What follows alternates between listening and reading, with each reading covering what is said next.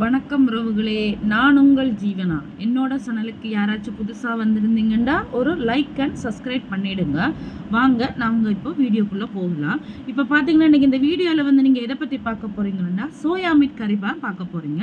இந்த soya meet கறிக்கு தேவையான பொருட்கள் வந்து 100 கிராம் சோயா மீட்டு, 2 தக்காளி பழம், சின்ன வெங்காயம் ஒரு 100 கிராம், பச்சை மிளகாய், கருவேப்பிலை. இப்போ பார்த்தீங்கன்னா இந்த சோயா மீட்டை வந்து நான் வந்து நல்லா சுடுதண்ணியில் போட்டு கூல் வாட்டரில் போட்டு நல்லா புளிஞ்செடுத்து வச்சுருக்கேன். பார்த்தீங்கன்னாலே உங்களுக்கு தெரியும். இந்த சோயா மீட்டை வந்து நான் 4ஆக கட் பண்ணி வச்சுருக்கேன். அப்போ தான் நமக்கு அந்த மசாலா வந்து அந்த அதில் இறங்கும் போது டேஸ்ட்டு நல்லா இருக்கும். உங்களுக்கு என்ன சைஸில் வேணுமோ நீங்கள் முழுசாக கூட போட்டுக்கலாம். நாங்கள் வந்து 4ஆக கட் பண்ணி வச்சுருக்கேன் உறவுகளே. இப்போ பார்த்தீங்கன்னு சொல்லிச்சுன்னா நம்ம கடாயை வந்து அடுப்பில் வச்சு கடாய் வந்து நல்லா காஞ்சதுக்கப்புறமா தேவையான அளவு எண்ணெய் ஊற்றுறேன். நான் நல்லெண்ணெய் தான் சமைக்கிறபடியாக நல்லெண்ணெய் தான் நாங்கள் யூஸ் பண்ணியிருக்கோம். இது ஒரு 2 ஸ்பூன் நல்லெண்ணெய் உங்களோட ஸ்பூனுக்கு ஏற்ற மாதிரி நீங்கள் போட்டுக்கோங்க. எண்ணெய் தாராளமாக ஊற்றலாம், தப்பு கிடையாது. ஓரளவுக்கு போடுங்க. இந்த எண்ணெய் வந்து நல்லா சூடானதுக்கப்புறமா பெருஞ்சீரகம் போட்டுக்கோங்க. இந்த பெருஞ்சீரகம் நல்லா பொரிஞ்சு வந்ததும் கருவேப்பிலை, பச்சை மிளகாய் போட்டுக்கோங்க. இந்த பச்சை மிளகாயும் கருவேப்பிலையும் போட்டதுக்கப்புறமா வெங்காயம் போட்டு நல்லா வதக்குங்க. இந்த வெங்காயத்தை வந்து சீக்கிரமாக உங்களுக்கு வதக்கிறதுக்கு வந்து லைட்டாக கொஞ்சோண்டு சால்ட்டு போட்டுடுங்க.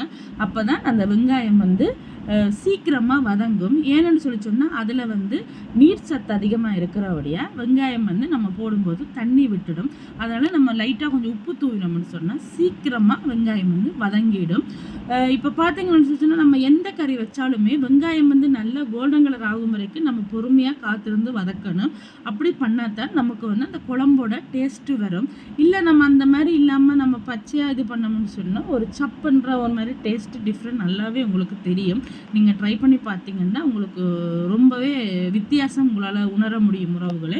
இப்போ பார்த்தீங்கன்னா வெங்காயம் நல்லா பொறுமையாக இருந்து நாங்கள் வதக்கிட்டு இருக்கேன். இந்த வெங்காயம் நல்லா கோல்டன் கலர் ஆனதுக்கு அப்புறமா தான் நம்ம அடுத்த ஸ்டெப் பண்ணணும். இந்த கேப்பில் வந்து நம்ம தக்காளி பழத்தை வந்து சின்னதாக கட் பண்ணி வச்சுருக்கோம்.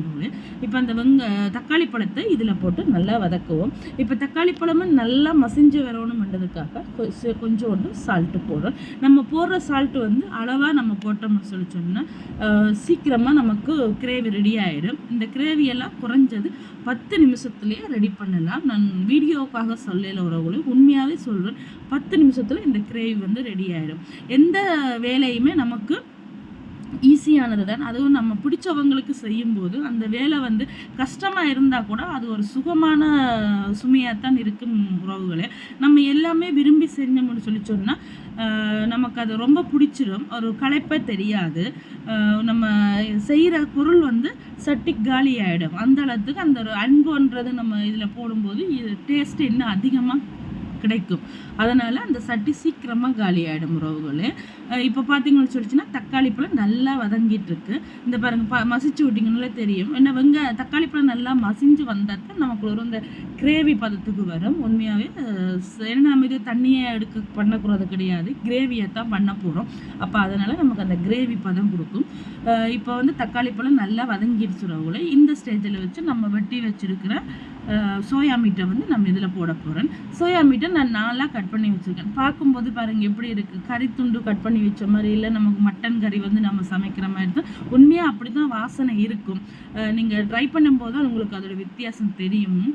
நம்ம நல்லா சோயா மீட்டை போட்டு நம்ம வதக்குவோம். இந்த வெங்காயம், பச்சை மிளகாய், தக்காளி பழம் அந்த எண்ணெயில் எல்லாம் போட்டு இல்லாமல் அது உறிஞ்சி இழுத்து நம்ம பண்ணும்போது அடிப்பிடிக்காது. உண்மையாகவே அவ்வளோ ஒரு சூப்பராக நல்ல ஒரு வாசனையோடு வரும் உறவுகள்.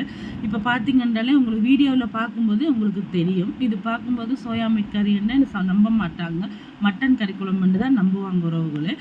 அடுத்து வந்து இந்த ஸ்டேஜில் வந்து நான் மிளகாத்தூள் போடுறேன். நான் வந்து 2.5 ஸ்பூன் மிளகாத்தூள் போடுவேன்.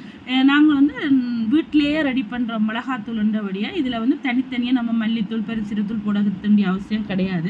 நான் எல்லாமே பட்டை முதற்கொண்டு எல்லாமே இந்த மிளகாத்தூள் போட்டு அரைச்சி வச்சுருக்கிறபடியாக நமக்கு அந்த 2.5 ஸ்பூன் மிளகாத்தூள் போட்டால் போதும் உறவுகளே. பாருங்கள் மிளகாத்தூள் போட்டு எல்லாத்தையும் மிக்ஸ் பண்ணி விட்ட உடனே பாருங்கள் பார்க்கும்போது எவ்வளோ ரெட் கலராக இருக்குது. குழம்பு அப்படி தான் இருக்குது, தொக்கு அப்படி அந்த ரெட் கலராக ஒரு கிரேவியாக வந்துருக்கு உறவுகளே. இப்போ இந்த மாதிரி டைமில் வந்து நமக்கு தேவையான அளவு தண்ணி ஊற்றி விடுவோம். தண்ணி ஊற்றி இந்த மசாலா வந்து அவியணும். அப்போ தான் நமக்கு அந்த பச்சை வாடையெல்லாம் போனோன்னே நமக்கு ஒரு டேஸ்ட்டு கிடைக்கும். அதனால நம்ம தேவையான அளவு தண்ணி ஊற்றுவோம். தண்ணி பத்தாது, இன்னும் கொஞ்சம் தண்ணி ஊற்றி ஒரு குறைஞ்சது 1 டம்ளர் அளவு தண்ணி ஊற்றி, நல்ல பெரிய டம்ளர் அளவு தண்ணி ஊற்றி நம்ம வந்து மூடி வச்சுட்டோம்னு சொல்லி சொன்னால் இந்த மசாலா எல்லாம் அவிஞ்சு அதோட பச்சை வாடையெல்லாம் போயிடும் உறவுகளை. இந்த கறி பண்ணுறதுக்கு குறைஞ்சது 5லேருந்து 10 நிமிஷத்துக்குள்ளே ரெடி ஆகிடும். நீங்கள் எல்லாம் வெட்டி வச்சுட்டு ஆரம்பிச்சிட்டிங்கன்னா 10 நிமிஷத்தில் வந்து யாராவது கெஸ்ட்டு வந்தாங்களோ இல்லை அவசரத்துக்கு எதுவும் இல்லைன்னா கூட 10 நிமிஷத்தில் இந்த குழம்பு வந்து உங்களால் ரெடி பண்ண முடியும் உறவுங்க. இப்போ இதை வந்து நம்ம தட்டு போட்டு மூடி வச்சு ஒரு 5 நிமிஷம் கழித்து நீங்கள் ஓப்பன் பண்ணி பாருங்கள். உண்மையாகவே அது ஓப்பன் பண்ணும்போது கறி குழம்பு வாசனை அவ்வளவு சூப்பராக இருக்கும். ஆனால் இது சோயா மீட் கறி தான். இதில் புரோட்டீன் நிறைய அதிகமாக இருக்கிறது. அதனால் வந்து வாரத்தில் ஒரு தடவையாவது இந்த சோயா மீட் கறி வந்து செஞ்சு சாப்பிடுங்க. பாருங்கள், அந்த தண்ணியெல்லாம் வற்றி மசாலாவெல்லாம் அந்த சோயா மீட்டில் அப்படியே ஊறி பார்க்கும்போதே உண்மையாகவே செஞ்சுட்டு இருக்கும்போதே அவ்வளோ ஒரு வாசனையில் பசியே நமக்கு தூண்டி ஆரம்பிச்சிடும். பாருங்கள் எவ்வளோ சூப்பராக இருக்குன்னு சொல்லி. இது வந்து நம்ம ஒயிட் ரைஸுக்கோ லெமன் ரைஸுக்கோ முக்கியமாக தயிர் சாதத்துக்கெல்லாம் தொட்டுக்கிறதுக்கு அவ்வளோ அருமையான ஒரு சைடிஷ் இது. ஓகே உறவுகளே, இந்த வீடியோ உங்களுக்கு பிடிச்சிருந்தா லைக் பண்ணுங்கள், ஷேர் பண்ணுங்கள், கமெண்ட் பண்ணுங்கள். மறக்காமல் சப்ஸ்கிரைப் பண்ணி பெல் பட்டனை அழுத்தி விடுங்க. அப்போ தான் நான் போடுற வீடியோஸ் எல்லாம் உங்களுக்கு உடனே வரும் உறவுகளே. நீங்கள் ஏதாச்சும் குறைகள் இருந்தால் கமெண்ட் பண்ணுங்கள், நான் அடுத்த வீடியோவில் திருத்திக்கிறேன் உறவுகளே. நன்றி, வணக்கம்.